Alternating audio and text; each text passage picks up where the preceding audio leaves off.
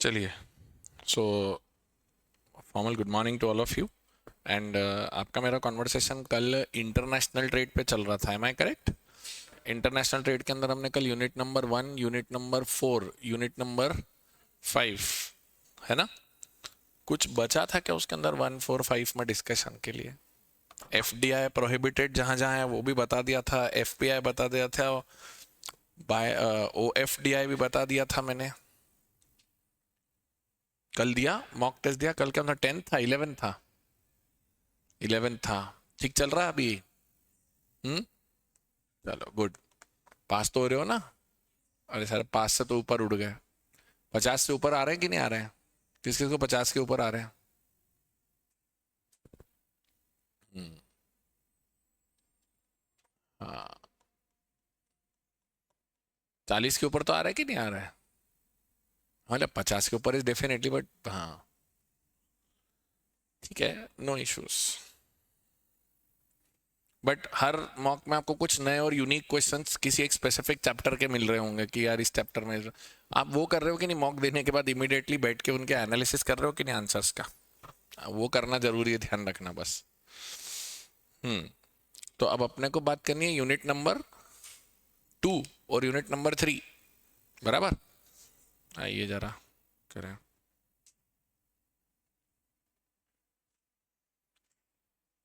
Sir, unit number 2 था instruments of trade policy. Instruments of trade policy की बात करते हो तो इसके अंदर हमने बहुत सारी छोटी छोटी चीजें सीखी थी। यहाँ पर हमने बात सीखी थी कि sir there are things which are various ways and tools by which you try to control the international trade. इसके अंदर हमने बात देखी थी कि there is something called barriers and there are tariff barriers and non tariff barriers, correct? So tariff barriers means tariff is what? Tariff is a tax imposed on import or export of a certain good which increases the price in the importing country without disturbing the international price. इस वाले line का मतलब क्या है?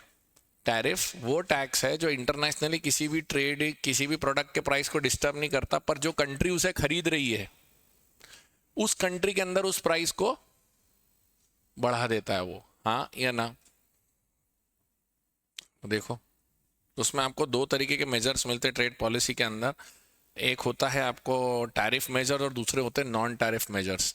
Tariff measures के अंदर the products price will get affected. Non tariff measures में you are not going to disturb the product price, but you will try to create so many terms and conditions for them to comply that it becomes a problem, and the person says it increases the cost of the overall business doing, so it increases the cost and reduces the profit margin. It ultimately demotivates the exporter कि इतनी परेशानी है तो रहने दो, मेरे को सामान ही नहीं बेचना है। सो बेसिकली दो कैटेगरी थी आपकी मेरी, टैरिफ एंड नॉन टैरिफ। उसके बाद टैरिफ में अपन चले थे, तो टैरिफ के अंदर हमारी बात आई थी कि specific tariff, compound tariff, mixed tariff and tariff related to trade distortion. चार कैटेगरी बनाई थी हमने।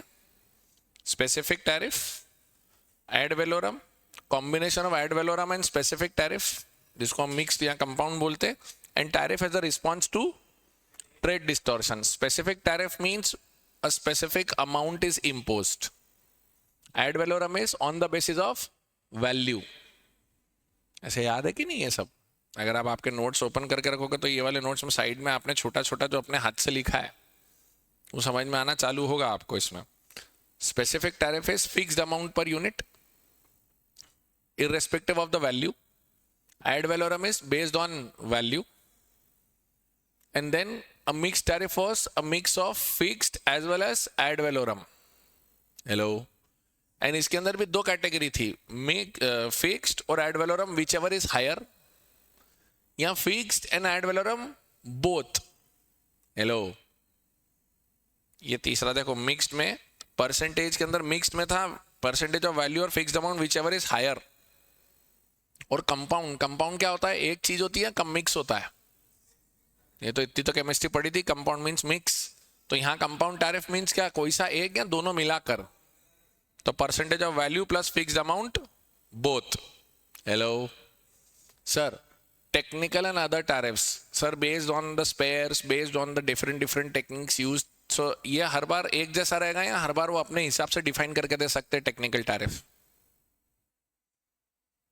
फिक्स रहेगा क्या हर बार, या हर बार वो केस टू केस चेंज कर सकते हैं टेक्निकल टैरिफ को? हर बार चेंज कर सकते हैं टेक्निकल एंड अदर टैरिफ्स को, बराबर। उसके बाद टैरिफ रेट कोटा था। कोटा में क्या होता है sir? It's a limit up to a certain limit, certain set of certain percentage of tariff, and beyond that more. Hello, यहाँ पर वो था कि up to same quantity, up to some quantity it will be a lower rate and after that a higher rate, हाँ या ना? So technical and other tariff rate quotas, बराबर। MFN आप मुझे बताओ पहले, what is MFN word? Most favoured nation means what? Everybody is equal, या some countries are treated preferentially as compared to others?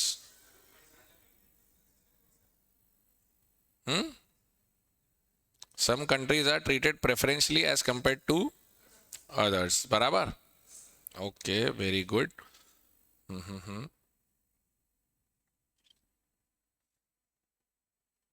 हाँ, तो MFN, अच्छा अब आप ये पढ़ते हो MFN में somebody is favored more and somebody is favored less, ठीक है।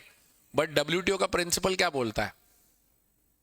Every country is a MFN country. You should not have a situation that you are giving preferential treatment to some and non-preferential treatment to others. तो अब यहाँ पे बच्चे के दिमाग में आता है तो फिर सही क्या है? सही दोनों चीज है। आप जब एंटर होते हो WTO एग्रीमेंट में तो आप उधर बोलते हो कि भाई ये हमारा पहले से चल रहा है संबंध इनसे, तो समटाइम्स यू कैरी कि ये तो रहेगा, उसके बाद हम मेंबर बनेंगे। बट WTO प्रेफर क्या करता है कि भैया सब लोग इक्वल रहोगे तो व्यापार ज्यादा अच्छे से हो पाएगा, बराबर। अच्छा, वेरिएबल टैरिफ क्या था? Variable tariff is fixed in nature, it is name से ही वेरिएबल है। So amount of tariff which will try to bring the price of imported goods to the domestic price, that much tariff will be variable tariff। पढ़ के देखो, imported goods के price को domestic goods के support price तक लाने के लिए। तो अगर सेलर ए अमेरिका से, चाइना से हमको सामान भेज रहा है, इंडिया में वो चीज 120 की और वो सेलर ए ने 80 में भेजी, तो उस पर वेरिएबल टैरिफ लगेगा 40। दूसरे सेलर ने 90 में भेजी तो उस पर 30। So you'll try to impose tariff to that level which will bring the price of imported product to the domestic support price। hello, okay, उसके बाद क्या था? preferential tariff। so those countries who have a preferential treatment with each other, so they will give a lesser tariff to each other as compared to other countries, हाँ या ना? okay, sir bound tariff क्या था? Bound tariff is like the maximum limit, और एक range को establish करना था। What was bound tariff? Sir एक रेंज स्पेसिफाई कर दी थी कि इससे आगे नहीं जाएंगे। इसके लिए मैंने लिखवाया था खुद के लिए लक्ष्मण रेखा खींचना। Hello, and this will be generic और item specific. This will be item specific. एक बार इसका इंग्लिश पढ़ना है तो मेरे सामने पढ़ लो जरा।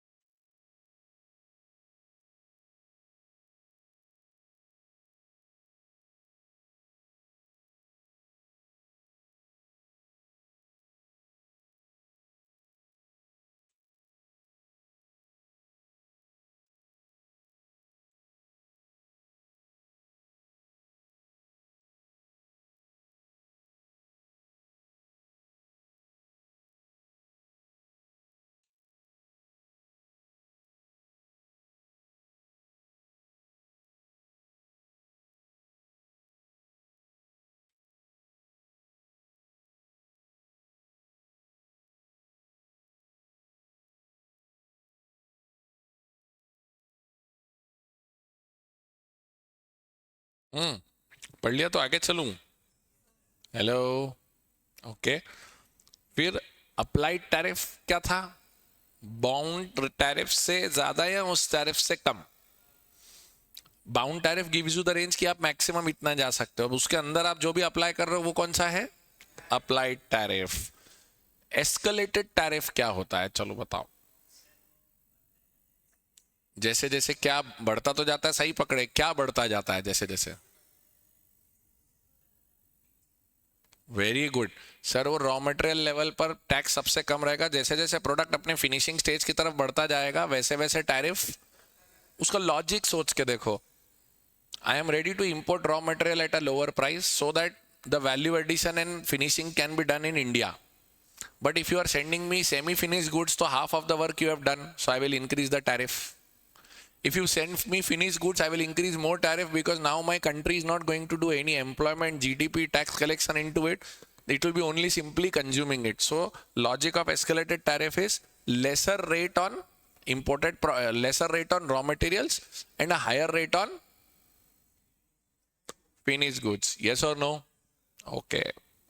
आया लॉजिक समझ में आया? Very good very good. जिस चीज को समझने में 3-3 लेक्चर लग रहे थे हमको इन सब टैरिफ्स को करने में, अब हम विद इन फ्यू मिनट्स उसको समझते जा रहे हैं। तो अगर ये आपने क्लास ढंग से किया हुआ है तो ही आपको अभी क्लिक हो रहा होगा, otherwise you will keep hanging, कहाँ चल रहा है क्या चल रहा है। अच्छा, अभी तक के जितने भी लेक्चर्स थे, put it on my own YouTube channel yesterday, so you can have a look at all the revisions। अभी तक जो भी रिवीजन हुआ है वो वहाँ पे अवेलेबल है। 5 हुए अपने सेशंस, तो 5 मैंने डाल दिए हैं उसके अंदर। ये भी आगे सब्सिक्वेंटली पोस्ट हो जाएंगे उस पर। अच्छा, प्रोहिबिटिव टैरिफ मींस व्हाट? हाँ, नाम क्या है? Prohibitive. You want to prohibit, so that means you will put up such a tariff rate that the person should not import itself. इतना ज्यादा टैरिफ लगा दो कि सामने वाला सामान ही नहीं मंगाए। बराबर? ओके। इंपोर्ट सब्सिडी क्या है? इट्स अ टैक्स और it's a support given. So import subsidy leads to what? You prompt the importer of your country to import the product because if it is a necessity and you say we are going to give you money for every unit imported, so it is a charge of amount, yeah, it is the support given. When will this be done? When you are importing anything which is harmful for the country or useful for the country? Sir, useful for the country है ना? Okay।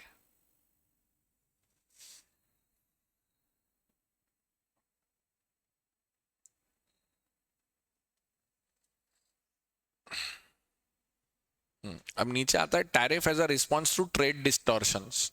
Sir, trade distortion word का मतलब क्या है?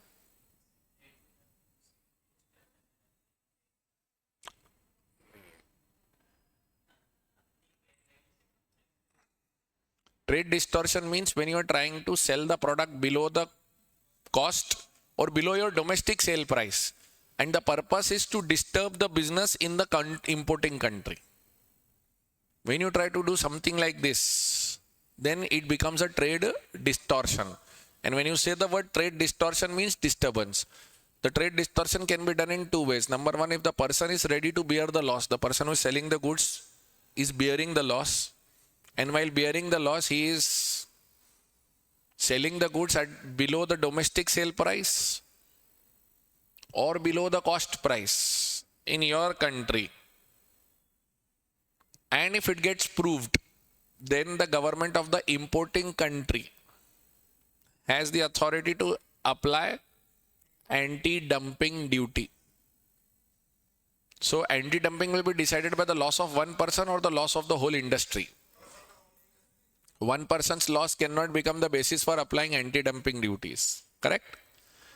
And if you come to know that the person is selling below the cost or below the domestic sale price, not from his pocket but by the government support given to him, so then you can apply a tariff, but that tariff will be called anti-dumping or it will be called as a countervailing duty. ये याद है? एक बार मेरे सामने ये ढंग से पढ़ लो, ये बड़े इंपॉर्टेंट हैं दोनों। इसको पढ़ लो, पढ़ने के बाद ओके बोलो तो मैं आगे बढ़ूंगा।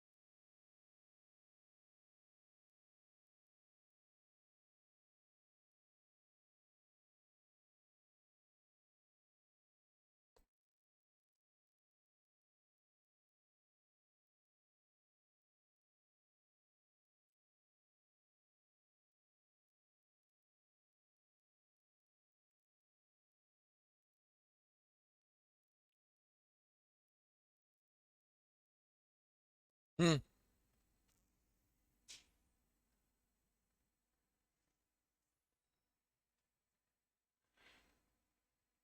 मेरा प्रोडक्ट का कॉस्ट अगर 100 है तो मुझे आप बता, इधर बताना मेरे को, मेरे प्रोडक्ट का कॉस्ट 100 है, ठीक है।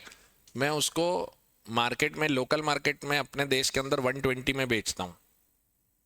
मैं इंडिया में अगर वो, मैं मतलब मैं चाइना में हूँ, तो मैं अगर आपको 110 में दे रहा हूँ तो एंटी डंपिंग लगेगा कि नहीं लगेगा? लगेगा।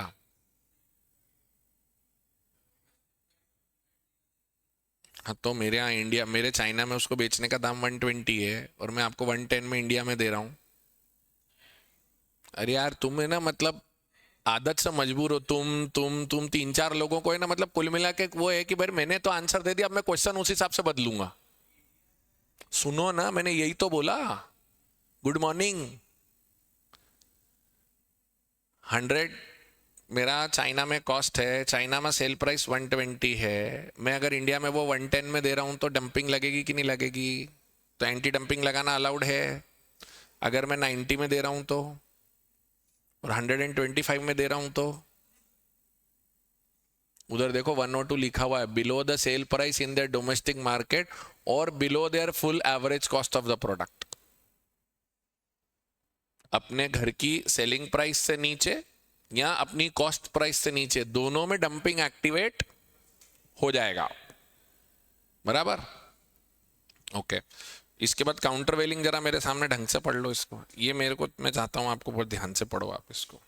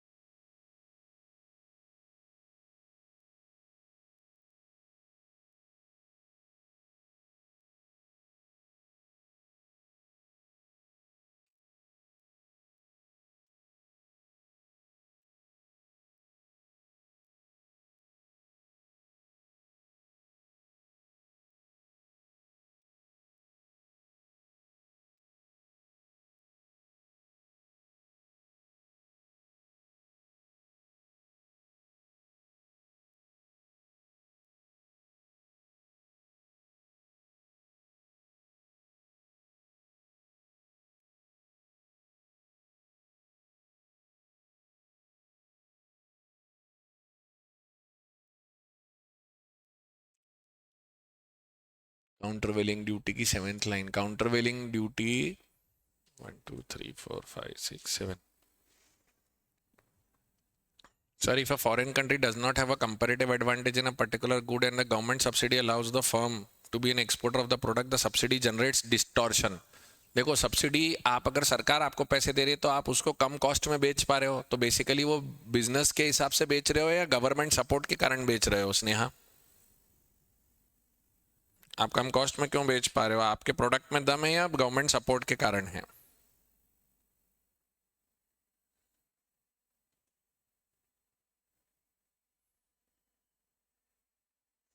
तो वो यही बोलना चाह रहा है कि it creates a distortion, the subsidy generates distortion from the free trade allocation of resources. इसका मतलब गवर्नमेंट सपोर्ट के कारण ही आप डिस्टॉर्शन क्रिएट कर पाए हो, जो कि सही नहीं है। तो इसलिए वो बोलता है countervailing duty is charged in an importing country to negate the advantage that exports get from subsidies to ensure fair and market-oriented pricing of imported products and thereby protecting domestic industries and firms.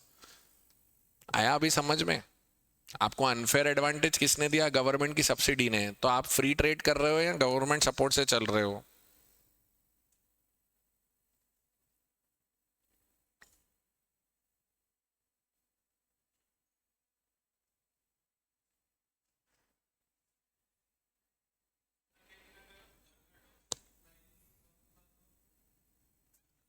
भैया मैं आपकी अब queries के लिए तैयार नहीं हूं. आपकी एग्जाम में मात्र 10 दिन बचे हैं. ये जिज्ञासाएं शांत करनी होती है तो क्लास में करें. अब आप अगर ऐसा हो गया तो, अगर वैसा हो गया तो स्टडी मटेरियल खोलो, पढ़ो. अब आप रिवीजन में आते हो या बातें करने आते हो? यही प्रॉब्लम कल इनको भी था, थोड़े दिन पहले इनको भी था. मतलब क्या है ये? अब ऐसा कर ले तो क्या होगा, वैसा कर ले तो. ये जब क्लास चल रही थी तब कहां थे तुम? तभी रेगुलर थे क्लास में, हाँ या ना? हाँ, तो फिर मेरी गलती है क्या? मैं पहले लाइन बोल चुका हूं, रिवीजन. वो मैंने पहली लाइन बोली है. लेक्चर जब अभी देखना है, जब रिवीजन, वो तुम रिवीजन में भी रोज लेट आते हो. तो मैंने वो बोला है, मैंने कोई ये सोच रहा है 24 घंटे में सीए बने. These lectures are not meant for that. अब नीचे इफेक्ट ऑफ टैरिफ क्या होता है? सबसे बड़ा इफेक्ट ऑफ टैरिफ क्या है? If you apply the tariff, does it allows the domestic producer to increase the prices? If you apply a tariff, the imported goods will become cheaper or expensive. So then the price of the product will be remaining the same or it will go up. So it will allow the domestic seller to increase his prices or not. And it will allow him to earn more producer surplus. It will increase the supernormal profit, which will increase the employment, GDP, tax collection and economic activity. Point number 4 को ध्यान से पढ़िए.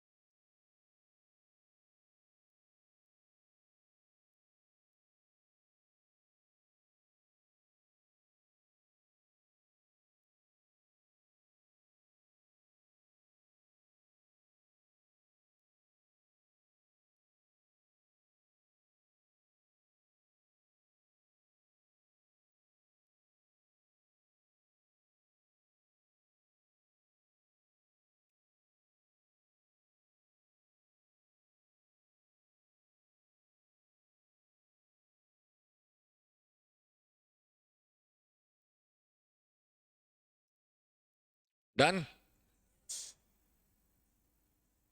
Okay. अच्छा, domestic price जब आपके tariff लगते तो imported goods का प्राइस सस्ता हो जाता है, महंगा हो जाता है? महंगा हो जाता है, बराबर.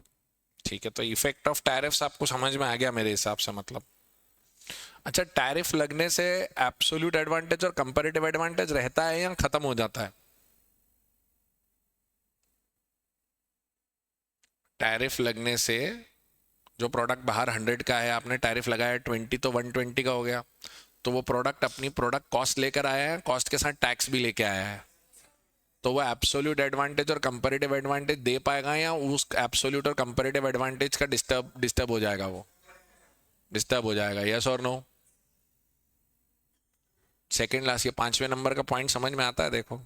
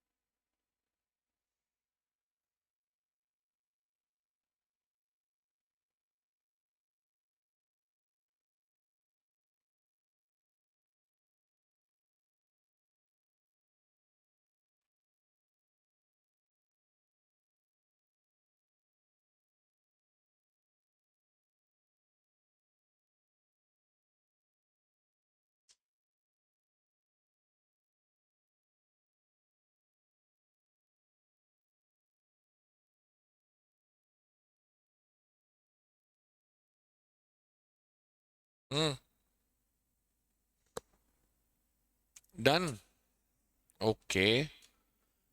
ये हो गया। अब आते हैं अपन नॉन टैरिफ मेजर्स पे। Non tariff measures means what? Will they impact the cost of the product और will they not impact the cost of the product? Sir, they will not impact the cost of the product, but will they impact the terms and conditions related to purchase and sale of the product? Will they impact the packaging conditions? Will they impact the licensing requirements, certifications, administrative procedures? Sir, all these things will ultimately reduce the speed or increase the, reduce the complication or increase the complication of business. And the increased complication of business will lead to what? The increased complication of business will lead to a motivation to the exporter or demotivation. So ultimately what we want to do is, tariff is direct, you will question every time, but these are invisible measures. Non-tariff measures को invisible measures भी बोलते हैं, ध्यान रखना. Because it is not going to impact the cost, but it is going to impact the overall cost of doing the business. Product की cost को नहीं impact करेंगे. देखो लिखा होगा इनविजिबल मेजर्स, सबसे ऊपर ऊपर नॉन टैरिफ की फर्स्ट लाइन में लिखा है.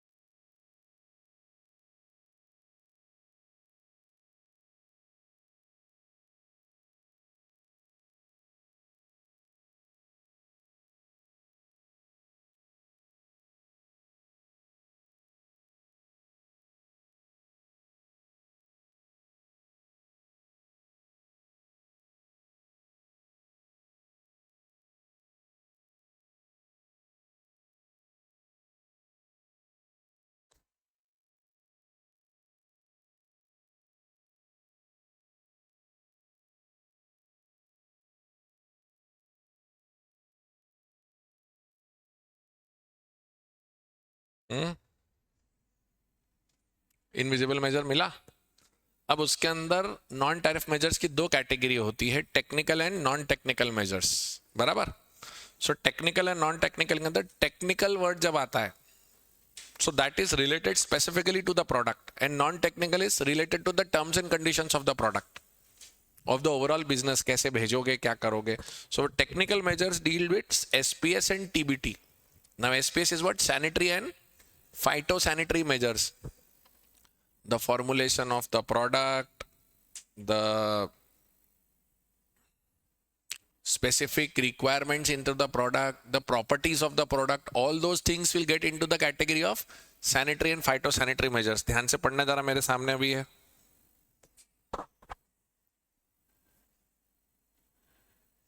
Characteristics of the product, technical specification, product processes. These are intended for ensuring product quality, food safety, environmental protection, national security, and protection of animal and plant health. And non-technical measures related to shipping requirement, custom formalities, trade rule, taxation policies. So my question is again I ask, अगर product के अंदर की कुछ features की बात हो रही तो कौन से मेजर्स यूज होंगे?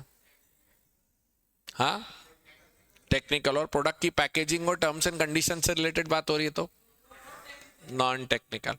प्रोडक्ट के अंदर जो कंटेंट है उसमें टेक्निकल में कौन सा वाला यूज होगा? एसपीएस यूज होगा, बराबर। तो आ जाओ नीचे देखो जरा,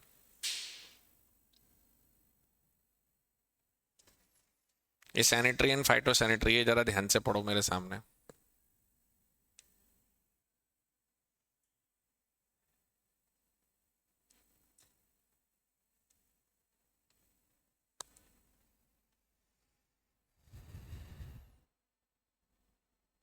मैंने जो हाईलाइट कर रखा है उसको आप ध्यान से देखोगे तो जल्दी समझ में आ जाएगा आपको।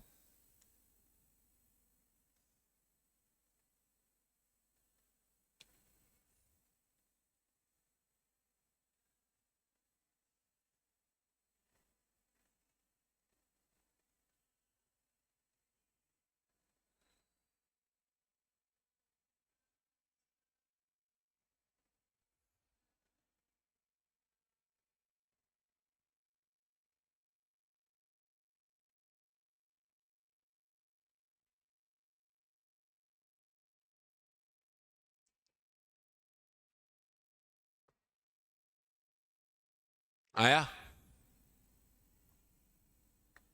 Design, labelling, marking, packing, functionality, performance, production, size, shape, ये सब किस में आएंगे?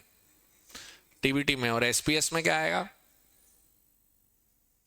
Anything protecting human plant life from risk, additive, paste, contaminant, toxin और डिजीज कॉजिंग ऑर्गेनिज्म और हाइजीन रिक्वायरमेंट्स, बराबर। तो मतलब दोनों टेक्निकल हैं, पर मतलब दोनों टेक्निकल मेजर्स हैं, बट उसके अंदर sanitary, phyto sanitary, plant life risk और एनिमल रिस्क के लिए है, और पैकेजिंग और लेबलिंग और उससे रिलेटेड किधर है? टेक्निकल बैरियर्स टू ट्रेड है, बराबर।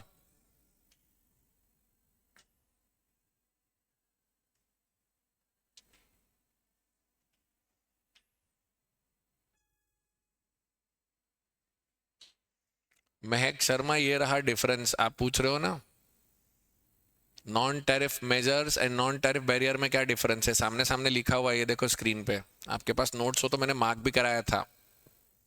It should be kept that non-tariff measures are not the same as non-tariff barriers.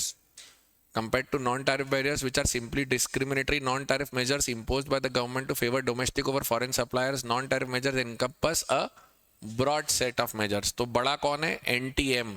उसका छोटा पार्ट कौन है? NTB, non-tariff barrier।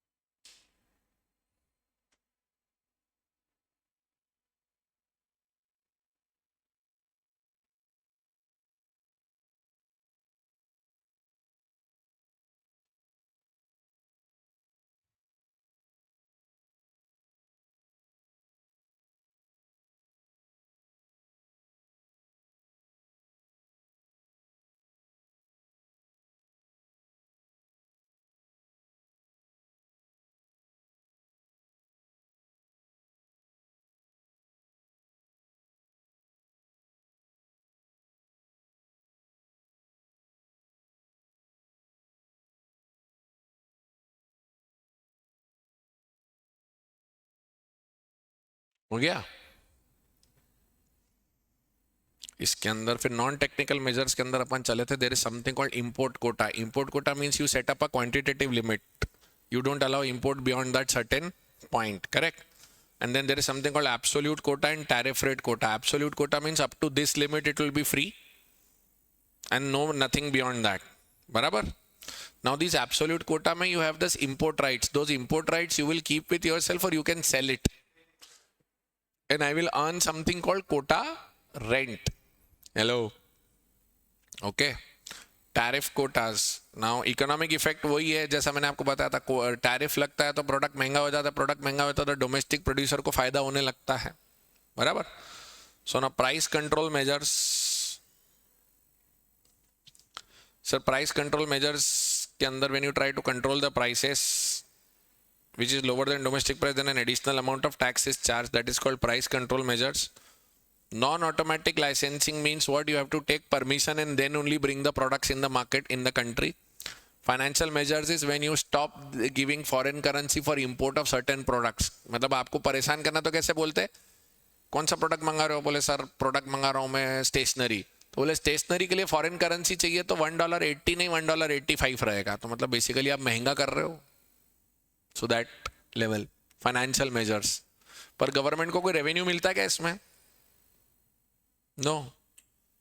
आपने डॉलर रेट ऊंचा कर दिया तो आरबीआई ने एक्स्ट्रा पैसे ले लिए, लेकिन गवर्नमेंट को एक्स्ट्रा रेवेन्यू नहीं मिलेगा.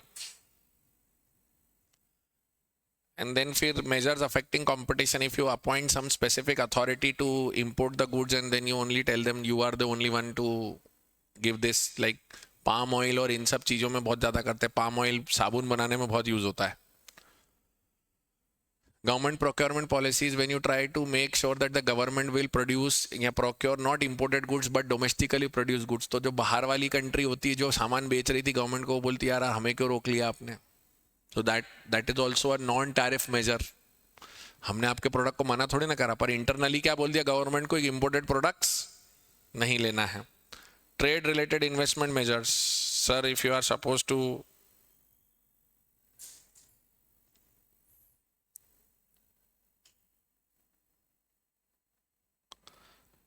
when you are supposed to have some local component taken into your mind that minimum this much of investment is needed and minimum this much of local component is required, when you try to give such related conditions, that is called trade related investment measures. Then you have distribution restrictions. For imported fruits will come in refrigerated condition only with QR code and everything. तो भैया तुम्हारी सब्जियां तो सड़क पे बिक रही है और हमारी सब्जियों के लिए रेस्ट्रिक्शन. तुम्हारा एप्पल हमारा एप्पल ज़्यादा एप्पल, ऐसा थोड़ी ना होता है. आपको सेम करना है. इसी को आप आगे वाले यूनिट में देखोगे नेशनल ट्रीटमेंट प्रिंसिपल बोलते हैं. वो WTO के जो प्रिंसिपल्स थे, all countries are MFN countries. National treatment principle means any goods which enter in your country should be treated at par with the goods produced in your country. ये एक बहुत important point आएगा आगे. फिर एक था restriction on post sale services. अगर product आपका है तो सेल सर्विसेज हम देंगे. ये मैंने एप्पल का एग्जांपल दिया था आपको, कहा था कि सर्विस सेंटर हमारे यहाँ ही खुलेगा, नहीं तो हम एप्पल का स्टोर ओपन होने नहीं देंगे. याद आया? Administrative procedures means what?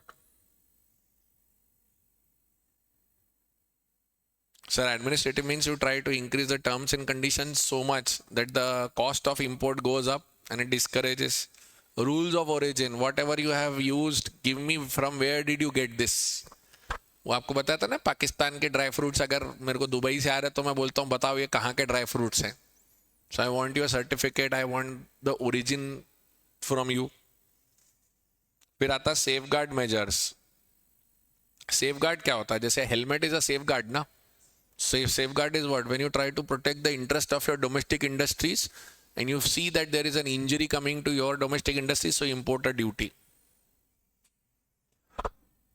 Embargo is regular thing या an extreme situation? Embargo. It is used in wars or a political or religious crisis when it happens. So most extreme form of trade restriction or trade barrier used at the time of wars, etc. Correct? Hello?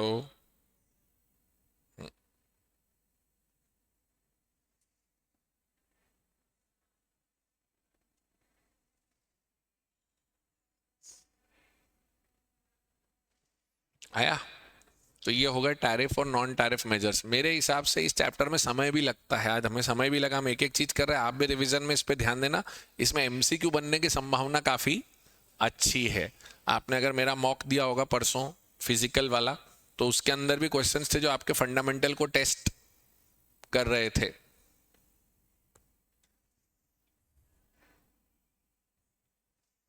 Okay, now what are the export related measures? Last few, sir. First is a ban on export. When will you apply a ban on export? When will you apply a ban on export?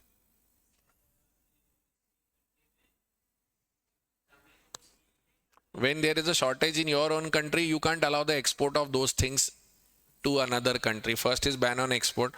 If you want to restrict that export, so you can have a tax also on the export of certain goods. So first is ban, second is export, and then is if you want to increase the export, you give export subsidies and incentives.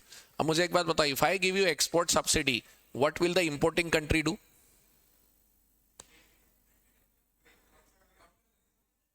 China is giving export subsidy to a producer to sell goods in India.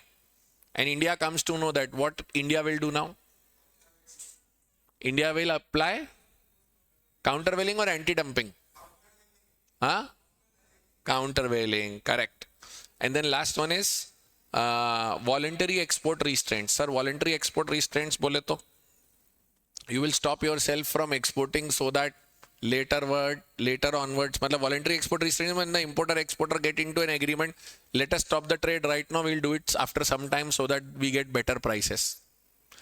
मैंने example है ना, सत्तार भाई और अब्दुल भाई, एक दिल्ली में बैठा है, एक कराची में बैठा है, दोनों मिलके बोलते हैं अभी काम रोक लो, थोड़े दिन बात करेंगे अपन ड्राई फ्रूट्स का, वैसा.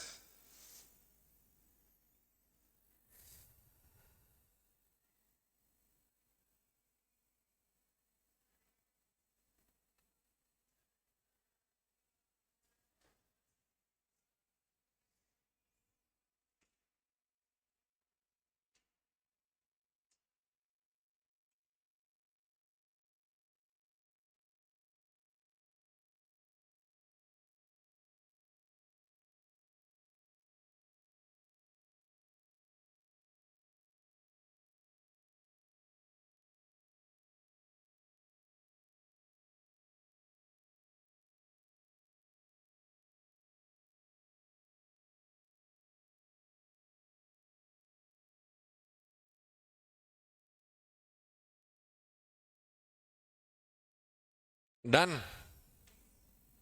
हेलो. ठीक है, वॉलंटरी एक्सपोर्टेशंस, तो ये आपका यूनिट 2 हो गया complete. Will go to unit 3. Yes, Akshat आए थे सितंबर 24 में. आएंगे बेटा, वो क्वेश्चंस पूछने लायक भी हैं, मतलब इंटरनेशनल ट्रेड को समझने में ये काफी इंपॉर्टेंट पॉइंट्स है जो मैं आपसे डिस्कस करे हैं.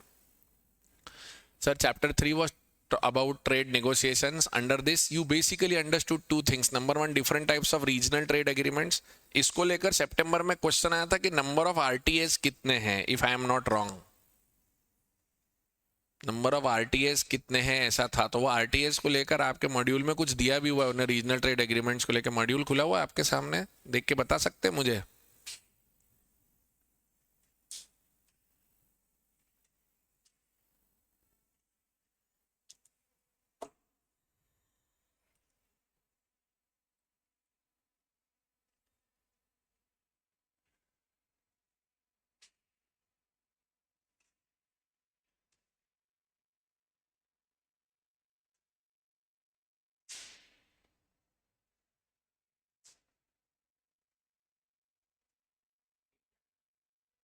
जी, 339 RTS regional trade agreements. Please हाँ, वो नोट करके रखना. वो पिछली बार के एग्जाम में उन्होंने पूछ लिया था कि कितने हैं. मतलब सब कुछ लॉजिक वॉजिक छोड़ के उन्होंने नंबर पूछ लिया था कि कितने हैं.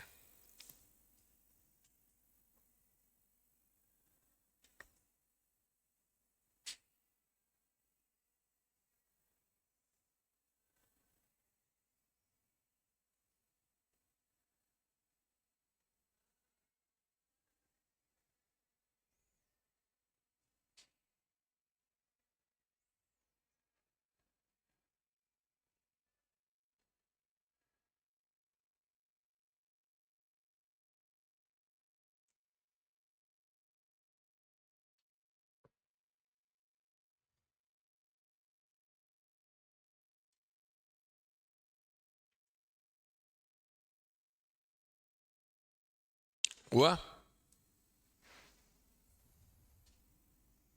ओके, अक्षत से मैंने सितंबर 24 का पेपर सॉल्व किया है. 10-12 क्वेश्चंस छोड़ के बाकी काफी इजी था. तो इजी मतलब आफ्टर द टीचिंग था या बिफोर टीचिंग ही इजी था? तो ये भी बताओ, तो नहीं तो पता चले आपके पढ़ाई का कोई मतलब नहीं है तो ऐसे ही आसान आ रहा है। ऐसा है कैसा है ये तो बता दो। अच्छा, आफ्टर टीचिंग एंड ईपीएल, चलो ठीक है। If you are ready by 88 to 90 questions after the practice then it is good. आप सबके पास मैंने सितंबर का क्वेश्चन पेपर डाला हुआ है मेरे ऐप में, करके देख लो उसको एक बार, पता चल जाएगा कितने पानी में हूँ, है ना। आंसर इस चैप्टर, इस यूनिट 3 के अंदर डिफरेंट टाइप्स ऑफ आरटीएस के अंदर हम जब बात कर रहे हैं, सो इसके अंदर एक सबसे इंपॉर्टेंट 12-13 प्रिंसिपल्स थे डब्ल्यूटीओ के, जो इस नोट्स में आखिरी में है। आप पहले मैं नीचे चलता हूँ फिर वापस ऊपर आता हूँ। Sir these are WTO guiding principles. सबसे पहला डब्ल्यूटीओ का मेन सिद्धांत रहेगा trade without discrimination, we will not discriminate with each other, पहला। Second is national treatment principle, hello. Third is national treatment principle. Everybody will be treated equally. Imported goods, locally made goods, all will be treated equally once they are entering into your country. बराबर? Freer trade. Freer trade means you can increase the restrictions or you have to reduce the restrictions. You will reduce the restriction. उसके अंदर एक word था मैंने highlight करवाया था, progressive liberalisation. जैसे जैसे आप आगे बढ़ते जाओगे टर्म्स एंड कंडीशंस को टफ करते जाओगे या सिंप्लीफाई करते जाओगे? हाँ, yes. Predictability. Sir, predictability means you will not change your policies and procedures immediately. You will not change them immediately. Yes or no? Okay. And any restriction you want to apply should be applied through tariff or through quantity restrictions. Sir, any restriction you want to apply should be applied through tariff or through quantity restrictions. Sir, quantity restriction should not be allowed at all. Why? Because it will stop the flow of trade between countries. So any restriction you want to apply should be in the form of tariff only. And clauses related to quantity restrictions are not acceptable. Boss, you need some serious पढ़ाई। Oh mister, you need some serious पढ़ाई। आप basically fundamental questions का answer गलत दे रहे हो। ये clearly show करता है कि प्रिपरेशन के टाइम पर अपन लिबरल रहे हैं। तो थोड़ा ध्यान देना, अभी भी थोड़े से 5-7-10 दिन है, उसमें मेहनत करोगे तो हो जाएगा। Greater competitiveness, sir you need to increase the trade system, मतलब आपको ओवरऑल लिबरलाइजेशन देना पड़ेगा सबको कि भाई क्या क्या कर रहे हो, कैसे कर रहे हो। देखो लिखा है ना, anything in unfair done by exporter और importing country to protect themselves shall not be allowed. Tariff are the only way to protect your domestic industries. Domestic industry को प्रोटेक्ट करने के लिए सिर्फ टैरिफ लगाकर किया जाए, जो भी कंसेशन है दोनों तरफ से दिए जाएं, बराबर। Transparency in decision making, whatever decisions are taken should be clear and based on logic. ऐसा नहीं मेरे मन को भाया मैं रात को टैरिफ बढ़ा के आया, that will not happen. Progressive liberalisation, slowly and gradually you have to go further. Market access, everybody should be allowed to access the market. Special privilege to less developed countries. What does that mean? Smaller countries and weaker countries should be given more time to become globally competitive. And any measures related to protecting of health and environment should not be misused. मतलब आप SPS और SPS को misuse करके ऐसा नहीं बोल सकते 50% sample check करूंगा, that logic. And if there are any disputes, then should not be a problem.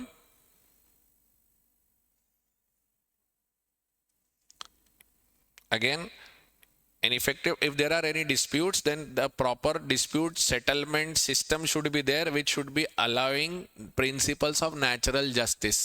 ये नाम सुना हुआ है principle of natural justice law में, कि किसी भी व्यक्ति को न्याय के लिए सुनवाई का पूरा अधिकार होगा, वैसा। तो ये हो गया आपका प्रिंसिपल्स ऑफ डब्ल्यूटीओ एग्रीमेंट्स। इसके बाद डब्ल्यूटीओ एग्रीमेंट्स आपके बहुत सारे हुए थे। एग्रीमेंट ऑन एग्रीकल्चर, इस पे कोई खास डेवलपमेंट पूरे दुनिया में ज़्यादा नहीं है। SPS, yes, SPS should not be misused. It can be used but should not be misuse. Agreement on textile clothing, no significant progress has been made on agreement in textile clothing. Technical barriers in trade should be used but should not be used as a way of stopping the trade. मतलब वो restriction लगाओ, but restriction लगाने का ये मतलब नहीं कि बिल्कुल छोड़ ही दो आप. Trade related investment measures also you can apply, but you can apply only to a decent extent. Anti dumping का मेजर पूरा अपना डिफाइंड है, ऐसे आप मनी मन से नहीं कर सकते. Custom valuation agreement, custom valuation agreement में आपको एक वर्ड सिखाया था मैंने, HSN, harmonise system of nomenclature, कि पूरी, जैसे मैंने बोला था ना, अगर मैं विदेश से सामान मंगाता हूँ, टीवी लाता हूँ, तो टीवी सोनी की भी हो सकती है, सैमसंग की भी हो सकती है, लोकल भी हो सकती है, तो रेट कैसे डिसाइड होगा? तो harmonise system of nomenclature, HSN एक वर्ड होता है. हमारा जीएसटी लॉ भी HSN पे ही चलता है, क्लासिफिकेशन ऑफ गुड्स पे. तो हार्मोनाइज सिस्टम ऑफ नॉमेनक्लेचर काम करता है उस पे. करेक्ट. प्री शिपमेंट इंस्पेक्शन, ये कॉन्सेप्ट आप मुझे बताओगे, प्री शिपमेंट इंस्पेक्शन क्या होता है? मैंने सिखाया है क्लास में, इफ यू रिमेंबर. हाँ,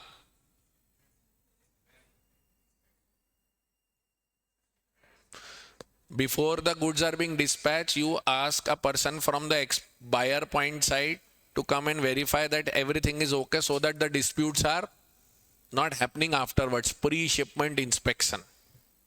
Rules of origin should be used but should not be misused. ये सारे पॉइंट्स क्या बता रहे हैं? आप ये सब कर सकते हो, लेकिन एक लिमिट तक करो ताकि उसका मिसयूज ना हो. Correct. Agreement on safeguards, general agreement on trade and services, agreement on trade related intellectual property, and government understanding the rules and procedures governing the settlement of dispute and trade policy review mechanism. Okay.